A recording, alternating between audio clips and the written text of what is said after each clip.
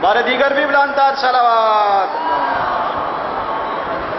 کیا شبیس صحیح.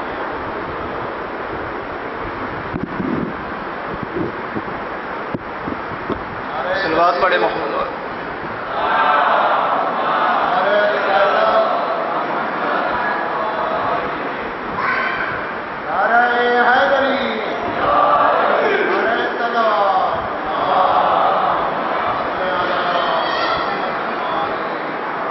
ایک دفعہ پھر بھی بلند تر صلوات پڑھے محمد والے.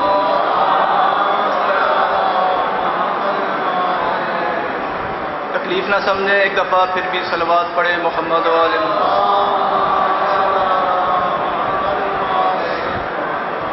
اعوذ باللہ من الشیطان الرجیم. بسم اللہ الرحمن الرحیم. الحمد للہ الذی لا يبلغه مدحته القائلون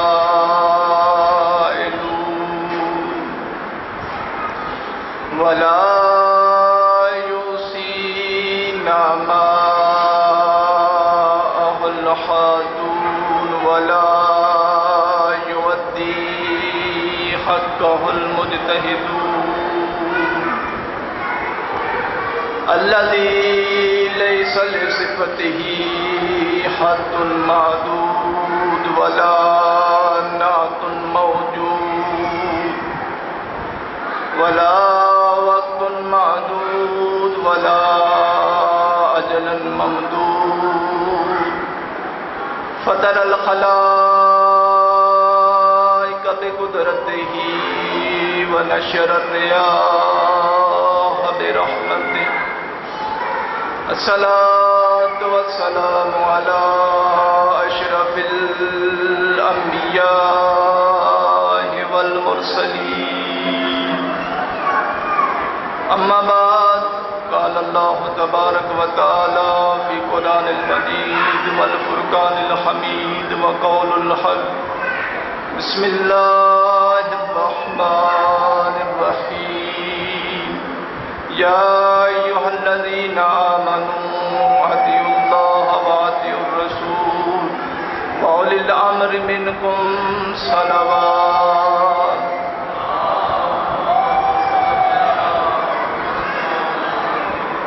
صلوات کا پڑھنا عظیم عبادت ہے. ایک دفعہ پھر بھی صلوات پڑھے محمد و آل محمد کی ذات پر.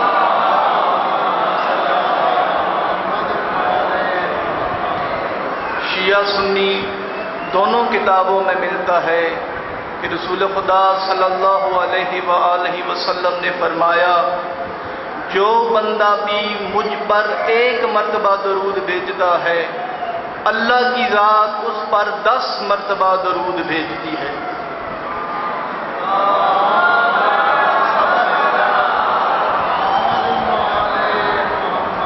میں نے آپ کے سامنے قرآن مجید سے ایک آیت پڑھنے کا شرف حاصل کیا ہے، جس میں اللہ رب العزت ارشاد فرما رہا ہے، اے ایمان والو، اطاعت کرو اللہ کی اور اس کے رسول کی اور صاحبان امر کی جو تم میں سے ہو. اللہ نے یہ کہا ہے کہ وہ تم میں سے ہوں گے، لیکن یاد رکھنا وہ تم جیسے نہیں ہوں. تم میں سے ہونا اور ہے اور تم جیسے ہونا اور ہے. جب یہ آیت مجیدہ نازل ہوئی تو جابر ابن عبداللہ انصاری رسول خدا کے پاس آئے، کہا یا رسول اللہ، آپ کی اطاعت اللہ کی اطاعت تو سمجھ میں آتی ہے، یہ اولو الامر کون ہے جن کی اطاعت اللہ اور اس کے رسول کے ساتھ اسی طرح واجب ہے جس طرح آپ اور خدا کی اطاعت واجب ہے. تو اس وقت رسول خدا نے فرمایا، اے جابر، یہ اولو الامر میرے بعد تمہارے خلفاء ہوں گے، میرے بعد تمام مسلمانوں کے امام ہوں گے۔ اے جابر یاد رکھنا، یہ میرے بعد تمہارے ہادی بھی ہوں گے اور رہنما بھی ہوں گے۔ پھر فرمایا اے جابر یاد رکھنا، ان میں پہلا علی اور باقی 11 علی کے بیٹے ہوں گے۔ یہ ہے اولو الامر۔ کسی سائل نے مولا حسن علیہ السلام سے سوال کیا، محمد کہا مولا اللہ کی اس دنیا میں سب سے زیادہ سخت ترین چیز کیا ہے؟ مولا نے فرمایا پتھر۔ کہنے لگا مولا اس پتھر سے زیادہ سخت؟ مولا نے کہا لوہا، جو اس پتھر کو بھی توڑ دیتا ہے۔ کہتا ہے مولا لوہے سے زیادہ سخت؟ مولا نے کہا آگ، جو اس لوہے کو بھی موم بنا دیتی ہے۔ صلوات پڑھے محمد و آل محمد کی۔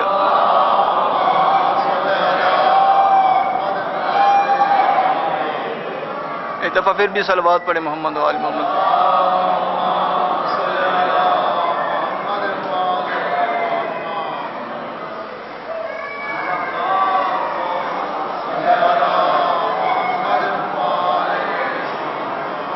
کہا آگ، جو اس لوہے کو بھی موم بنا دیتی۔ آواز آ رہی ہے؟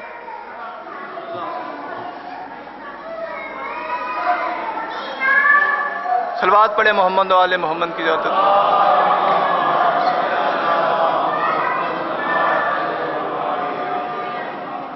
نعرہ تکبیر، نعرہ رسالت، نعرہ حیدری، نعرہ حیدری، ہر محمد و آل محمد بلند تر صلوات۔ اللہم صلی علی محمد وآلہ۔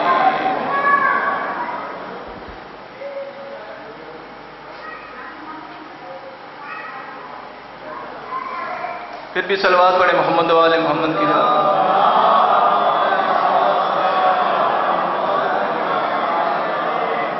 پتھر سے زیادہ سخت تھا لوہا۔ کہا مولا لوہے سے زیادہ کون سی چیز سخت ہے؟ فرمایا آگ، جو لوہے کو بھی پگھلا دیتی ہے۔ کہا آگ سے زیادہ؟ فرمایا پانی، جو اس آگ کو بھی بجھا دیتی ہے۔ فرمایا مولا اس پانی سے زیادہ؟ فرمایا وہ بادل جو اس پانی کو لے کے چلتا ہے۔ کہنے لگا مولا پھر اس سے زیادہ سخت؟ فرمایا وہ ہوا جو اس بادل کو لے کے چلتی ہے۔ کہنے لگا مولا اس سے زیادہ سخت؟ مولا نے فرمایا وہ فرشتہ جو اس بادل کو لے کے چلتا ہے۔ کہنے لگا مولا اس سے زیادہ سخت؟ فرمایا ملک الموت، جو اس فرشتے کو آ جائے گی۔ کہنے لگا مولا ملک الموت سے زیادہ سخت؟ فرمایا موت، جو اس ملک الموت کو بھی نہیں چھوڑے گی۔ جب یہ کہا نا موت، اس نے اپنا سر جھکا لیا۔ مولا نے فرمایا سر جھکانا نہیں، سر اٹھا۔ یاد رکھنا موت اللہ کا امر ہے، ہم جو تو اولو الامر ہیں۔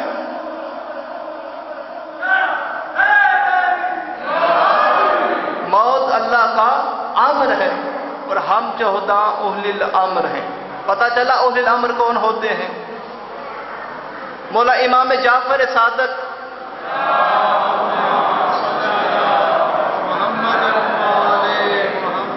دسترخوان پر بیٹھے تھے اور اللہ رب العزت کی نعمات کو استعمال کر رہے تھے۔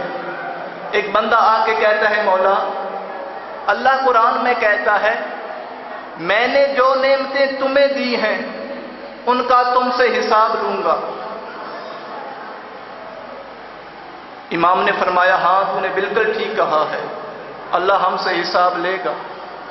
کہنے لگا مولا پھر آپ نے اتنی ساری نعمتیں ایک ساتھ؟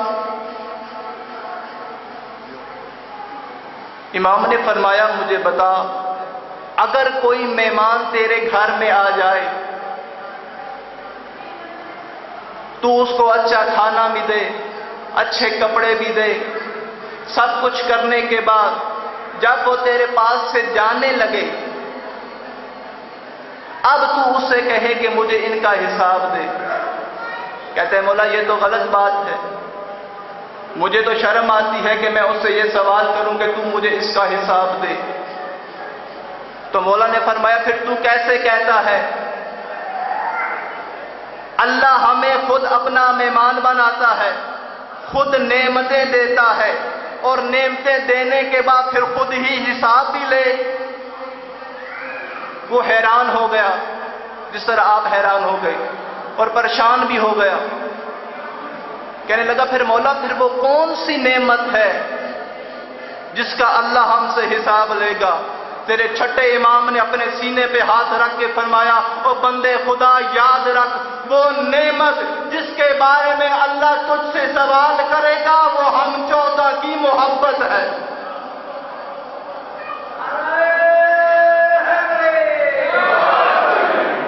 وہ نعمت جس کے بارے میں اللہ تجھ سے سوال کرے گا وہ ہم 14 کی محبت ہے۔ یہی وجہ ہے مامون کا دربار مولا امام رضا علیہ السلامی تشریف فرما تھے۔ مامون نے پوچھا آپ کے جد رسول کی ایک حدیث ہے جو مجھے سمجھ نہیں آتی، تو اس سے یہ بھی پتہ چلتا ہے ممبر رسول پہ آنے والا ہر بندہ سمجھدار نہیں ہوتا، کچھ ناسمجھ بھی ممبر پہ آئے ہیں۔ تبھی تو اس نے کہا ہے کہ مجھے آپ کے جد کی یہ حدیث سمجھ میں نہیں آتی۔ کہا کون سی؟ کہا انہوں نے فرمایا یا علی انت قسیم النار والجنہ، اے علی آپ جنت اور جہنم کے تقسیم کرنے والے ہیں، مجھے یہ حدیث سمجھ میں نہیں آتی۔ مولا نے فرمایا چل یہ نہیں آتی میں ایک اور حدیث سناتا ہوں، وہ آتی ہے۔ کہا کون سی؟ کہا رسول خدا نے فرمایا اے علی تیری محبت ایمان، تیرا بغض نفاق اور کفر ہے۔ کہا یہ سمجھ میں آتی ہے؟ کہاں آتی ہے۔ مولا نے فرمایا مجھے بتا جو مومن ہوگا وہ کہاں جائے گا؟ کہنے لگا مولا جنت میں۔ فرمایا کافر؟ کہنے لگا جہنم میں۔ مولا نے فرمایا جنت اور جہنم تو تقسیم ہو گئی۔ مولا نے اس کو جواب دیا، اس کے دربار سے باہر نکلے۔ مولا جا رہے تھے، مولا کا ایک صحابی مولا کے جوتے سیدھے کرنے کے بعد مولا کے ساتھ تھا۔ کہتے ہیں مولا کتنا پیارا جواب دیا، ملتوں یاد رکھے گا سارے درباری آپ کی طرف دیکھ کے حیران تھے، آپ نے بڑا پیارا جواب دیا ہے۔ مولا نے فرمایا یہ مامون جیسوں کے لیے تھا، تیرے لیے نہیں۔ کہنے لگا کیا مطلب مولا؟ مولا نے فرمایا یہ مامون جیسے لوگوں کے لیے ہے، تیرے لیے نہیں۔ کہا مولا پھر میرے لیے کیا جواب ہے؟ کہا یاد رکھنا پلے سرات پہ میرا دادا علی کھڑا ہوگا اور ایک جملہ کہے گا ہاذا لی و ہاذا لک، اے جہنم یہ میرا ہے یہ تیرا ہے، اے جہنم یہ میرا ہے اور یہ تیرا ہے۔ لوگ اکثر ایک سوال کرتے ہیں کہ اگر علی مولا خلافت کے حقدار تھے تو پھر علی جیسا بہادر نے تلوار کیوں نہیں اٹھائی؟ سوال تو اچھا ہے اور ان کا بنتا بھی ہے کرنا، بھئی علی سے بہادر تو کوئی نہیں ہے، تو پھر مولا علی نے تلوار کیوں نہ اٹھائی؟ حضرت عمر کا دور خلافت، دو عورتیں ایک بچے پہ لڑ پڑی، ایک کہتی ہے یہ بچہ میرا ہے، دوسری کہتی تھی یہ بچہ میرا ہے۔ جب لڑائی ہو گئی فیصلہ کرنے کے لیے حضرت عمر کے پاس آئے، ان سے وہ فیصلہ نہ ہوا تو انہوں نے مولا علی کو بلایا۔ مولا علی نے پہلے ان کو بڑا سمجھایا کہ آپس میں فیصلہ کر لو کس کا بیٹا ہے، دیکھو بیٹا تو ایک ہے کسی کا ہے، آپس میں فیصلہ کر لو کہ یہ کس کا بیٹا ہے۔ انہوں نے فیصلہ نہ کیا، مولا نے کہا عمار جاؤ میری تلوار لے کے آؤ۔ کہا علی کیا کریں گے؟ کہا اس کے دو حصے کریں گے، ایک اس کو دے دیں گے ایک اس کو دے دیں گے، لڑائی ختم ہو جائے گی۔ اب جس کا حقیقی بیٹا تھا نا وہ تڑپ گئی، اس نے کہا مولا مجھے بیٹا نہیں چاہیے، بیٹا میرا ہے ہی نہیں، اس کو دے دے۔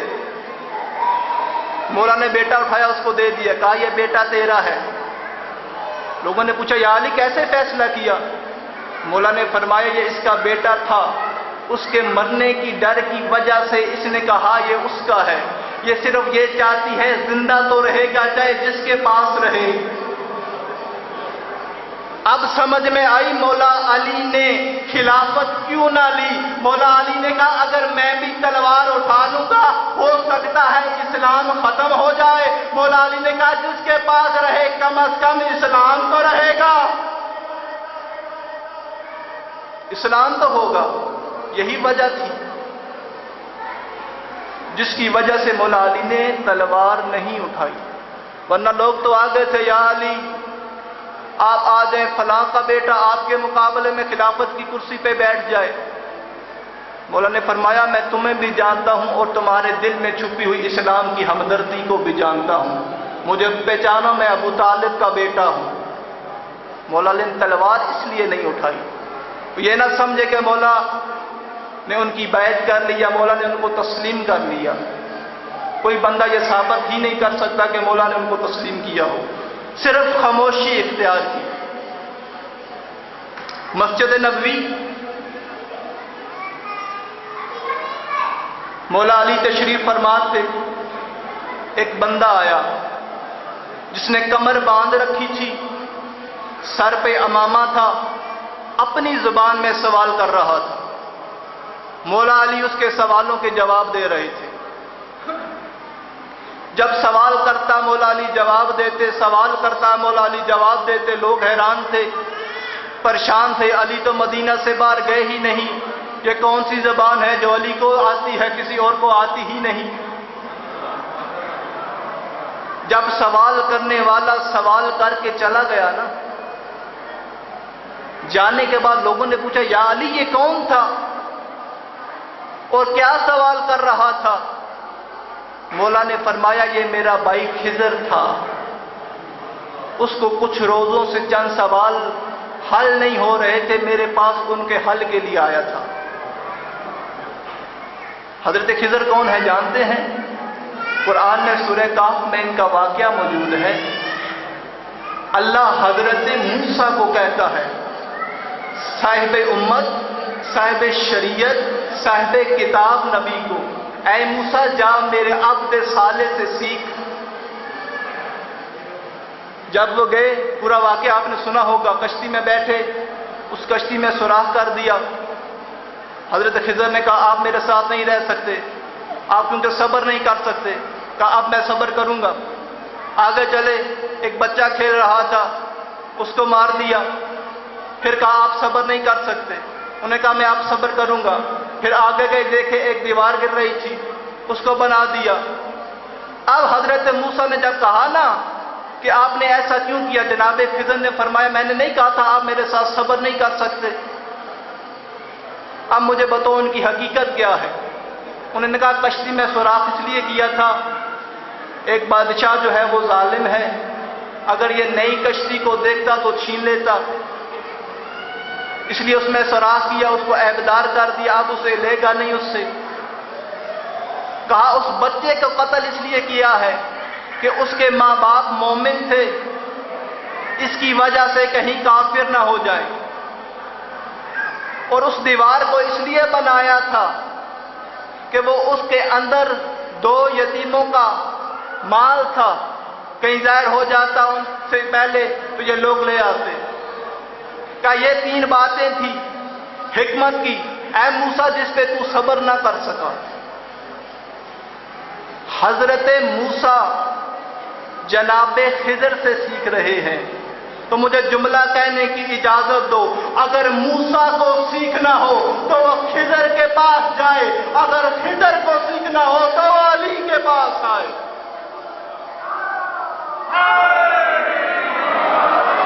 ہم ایسے ہی کسی کو اولو الامر نہیں مانتے، ہم نے علی کو کسی کی ضد میں نہیں مانا۔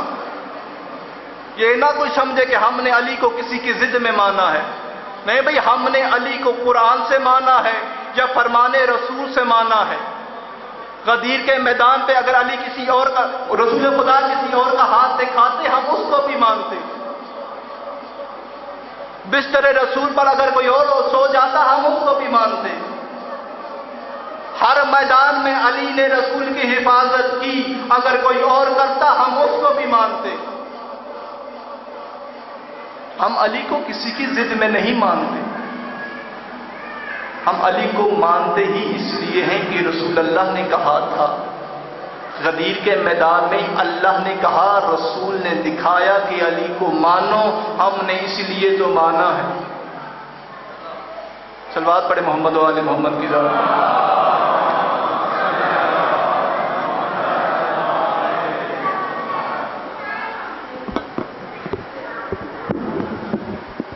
دکھ ہے تو صرف اسی بات کا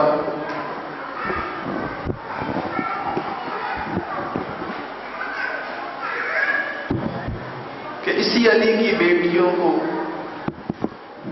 کبھی اس بازار کبھی اس بازار، اور دشمنی کیا تھی؟ صرف علی کا بغض۔ جب یہ سارے اون محمد مولا قاسم الاکبر مارے گئے نا، تو مولا حسین فوج اشقیہ کی طرف گئے، کہا مجھے کیوں قتل کرنا چاہتے ہو؟ کیا میں نے تم میں سے کسی کو مارا ہے؟ کہا نہیں۔ کہا میں نے شریعت میں کسی چیز کا اضافہ کیا ہے؟ کہا نہیں۔ کہا پھر مجھے قتل کیوں کرنا چاہتے ہو؟ کالے بغض ابھی تیرے باپ کی بغض کی وجہ سے۔ خدا کی قسم علی نے جتنی بھی تلواریں چلائی ہیں اسلام کی خاطر چلائی ہیں، لیکن لوگوں نے جب بدلے لیے ہیں نا صرف علی کو دیکھ کر لیے۔ آج 3 محرم جب حر نے نا مولا حسین کا قافلہ روکا، جب کربلا کی سرزمین پہ پہنچا، اس وقت مولا حسین نے کہا عباس حر پہ آسا ہے، حر کا لشکر پہ آسا ہے، اس کو پانی پلو۔ مولا عباس کے سب کو پانی پلایا۔ مولا نے کہا اب عباس ان کے جانور بھی پیاسے ہیں، ان کو بھی پانی پلاؤ۔ مومنو افسوس اسی بات کا ہے، زارا کا لال لوگوں کے جانوروں کو پانی پلاتا رہا، لیکن اسی زارا کے لال کے 6 مہینے کے بچے کو کسی نے پانی نہیں پلایا۔ جناب حر 2 جملوں علماء نے لکھے ہیں جس کی وجہ سے جناب حر کی بخشش کا ذریعہ بنے۔ ایک جب مولا حسین نے کہا نا حر تم اپنی نماز پڑھو، میں اپنی نماز پڑھتا ہوں، اس نے کہا زارا کے لال کیسے ہو سکتا ہے میں آپ کے پیچھے نماز نہ پڑھوں؟ پھر مولا حسین نے جب نماز پڑھی گھوڑے پہ سوار ہوئے، وہ آگے آ کے مولا حسین کا راستہ روک لیتا ہے۔ مولا حسین نے کہا اے حر تیری ماں تیرے غم میں بیٹھے۔ حر 2 قدم پیچھے ہو گیا اور کہتا ہے اے مولا اگر کوفہ و شام میں کوئی بندہ بھی مجھے یہ جملہ کہتا میں اس کا جواب ضرور دیتا۔ مولا میں کیسے جواب دوں؟ آپ کی ماں زارا ہے جس کا وضو کے بغیر نام بھی نہیں لیا جا سکتا۔ ایک یہ جملہ۔ دوسرا کہتے ہیں کہ جب حر جانے لگا نا عشمان ہو گیا، اس نے اپنے ایک سپاہی سے پوچھا اس گھوڑے کو لے کے کہاں جا رہے ہو؟ اس سپاہی نے کہا پانی پلانے لے کے جا رہا ہوں۔ وہ رو پڑا، رو کے کہتا ہے واہ امت محمدی تمہارے کیا کہنے، نواسیے رسول پیاسے رہ گئے اور تمہارے جانور بھی پانی پی رہے۔ یہی 2 جملے تھے جو حر کی بخشش کا ذریعہ بن گئے۔ جب حر مولا امام حسین کے پاس آئے نا، حر نے کہا اپنے بیٹے سے بیٹا میرے دونوں ہاتھ باندھو، میری آنکھوں کے آگے پٹی باندھو۔ حر کے بیٹے نے پوچھا بابا کیوں؟ کہا یہی وہ ہاتھ ہیں جس سے میں نے حسین کو روکا، اور یہی وہ آنکھیں ہیں جو میں نے حسین کو دکھائی تھی۔ میں اب حسین کا سامنا نہیں کر سکتا، سارا چھوڑ دیا۔ جب حر پہنچے نا، حر نے ایک جملہ کہا مولا حسین سے، کہا سب سے پہلے مولا مجھے اجازت دیں میں جاتا ہوں۔ مولا نے کہا ٹھیک ہے حر جاؤ۔ جیسے حر جانے لگے کہا بیٹا اپنے بیٹے سے کہا علی ابن حر سے، بیٹا پہلے تم جاؤ، کہیں ایسا نہ ہو تم مجھے مرتا ہوا دیکھو اور حسین کو چھوڑ دو۔ جب حر کا بیٹا گیا نا، اچھی لڑائی کرنے کے بعد جب گھوڑے کی زین سے زمین پہ گرا، کہتے ہیں حر جتنی جلدی کر سکتا تھا اپنے بیٹے کی لاش پہ پہنچنے کے لیے اتنی جلدی اس نے کی۔ حر کہتا ہے میں حیران تھا، میرے پہنچنے سے پہلے زہرا کا لال میرے بیٹے کی لاش پہ پہنچا ہوا تھا۔ میں نے کہا آقا یہ غلام کا بیٹا ہے، اس کی لاش پہ کیوں؟ کہا حر یاد رکھنا جوان بیٹے کی لاش ہے، باپ نہیں اٹھاتا۔ میں کہتا ہوں مولا حسین 10 محرم تھی، اکبر کا لاشا تھا، کوئی آپ سے بھی کہتا مولا حسین لاشا، جوان بیٹے کا لاشا، بوڑھا باپ نہیں اٹھاتا۔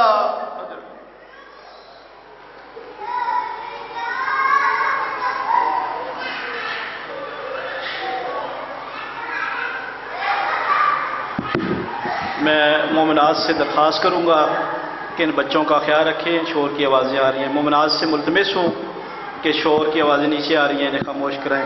اب آپ کے سامنے بغیر کسی طوالت کے نہایت واجب الاحترام حجت الاسلام جناب قبلہ علی افضل زیدی صاحب سے ملتمس ہوں کہ وہ آئیں اور ان ایام کے حوالے سے فضائل مصائب امام مظلوم کربلا بیان فرمائیں۔ بخشش کو اپنے در کا سوالی بنا دیا، قبلہ کے آنے تک دو قبلہ صاحب فرما رہے حر کے بارے میں تو میرے ذہن میں بھی ایک ربائی آ گئی ہے۔ بخشش کو اپنے در کا سوالی بنا دیا، حر کو فضائے خلد کا والی بنا دیا۔ ایک سجدہ شبیر نے تھوڑی سی دیر میں ہر دور کے یزید کو گالی بنا دیا۔ نعرہ تکبیر، نعرہ تکبیر، نعرہ رسالت، نعرہ رسالت، نعرہ حیدری، ایمان یک زبان نعرہ حیدری۔ آپ مومنین سے میں درخواست کروں گا کہ تھوڑا تھوڑا آگے تشریف لے آئیں تاکہ بعد میں آنے والے مومنین کی مستر میں درود بھی پڑھتے آئیں اور تھوڑا تھوڑا آگے تھوڑی تھوڑی جامت گوارہ کریں۔ اللہم صلی علی محمد وآل محمد۔ اس اشرا کی تمام مجالس یوٹیوب پہ کمین ساؤنڈ کے نام سے موجود ہیں، جو مومنین استفادہ حاصل کرنا چاہتے ہیں وہ کر سکتے ہیں۔ باواز بلند صلوات۔